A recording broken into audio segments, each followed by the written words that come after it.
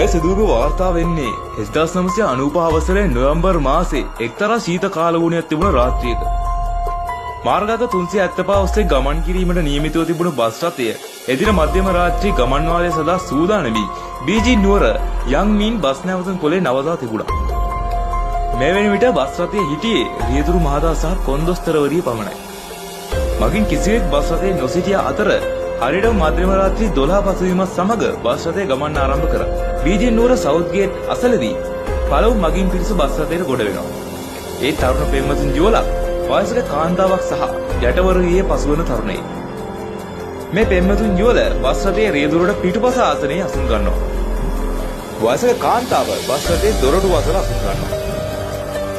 තරුණයා ඊට මදක් එහාට වෙන්න අසුන්ගෙන සිටියා. දැඩි සීතලේ ගමන් කරන බස් රථයේ එන්ජිමේ හඩර අමතරව කිසිම හඩක් බාහිර පරිසරයෙන් ඇහුන්නේ නැහැ.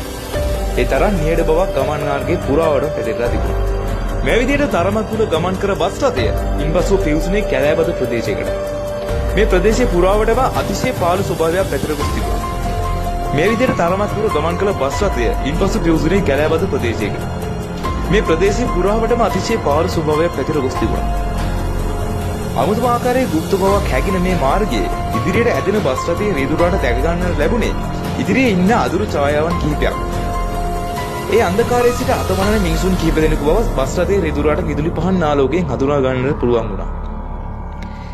ඒ ස්ථානයේ පුද්ගලයන් 30 දෙනෙකු බස් රථයට ගොඩ වෙනවා.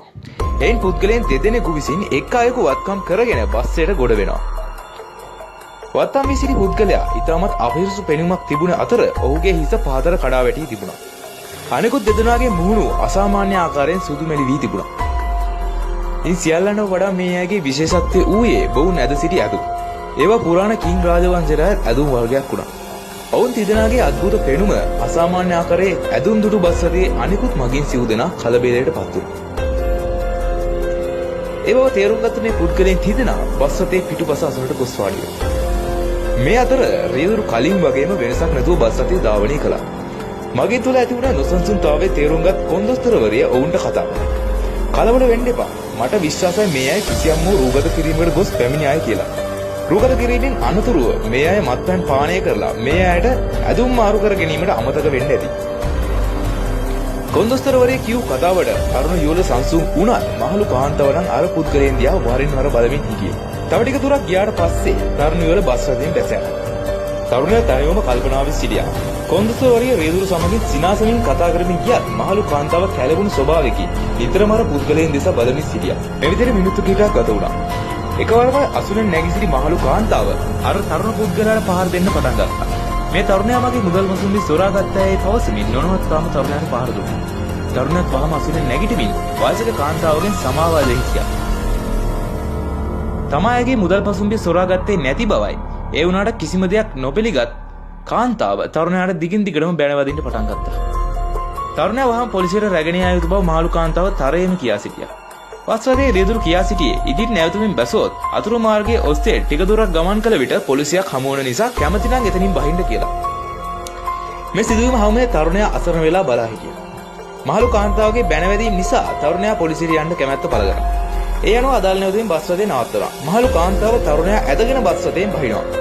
ඉන්පසු නැවතත් සුපුරුදු පරිදි බස් රථය ගමන් ආරම්භ කරනවා. බසෙන් බැස තරුණයා කොතනද පොලිසිය තියෙන්නේ? අපි ඉක්මනින් එතනට යමු කියලා මහලු කාන්තාවට කිව්වා. එවිට මහලු කාන්තාව සිනාසෙමින් කිව්වේ මට ඔබව පොලිසියට රැගෙන යන්න උවමනාවක් නැහැ. මම කලේ ඔබේ ජීවිතේ බේරා දීමක් පමණයි කියලා. මොනවා? මගේ ජීවිතේ බේරගත්තා? තරුණයා පුදුමයෙන් විමසද්දී මහලු කාන්තාව ඔහුට සිදු වූ සියල්ල මේ විදිහට පැහැදිලි කරා. "ආමුගේ අදුන් ඇදගෙන ආපු තුන්දෙනා මිනිසුන් නෙවෙයි. ඔවුන් මනුෂ්‍යයන්. ඔවුන් බසට ගොඩ වුණු මොහොතේ ඉඳලම මට ඔවුන් ගැන සැකයක් ඇති වුණා. ඒකයි මම ඔවුන් දිහා වරින් වර බල හිටියේ.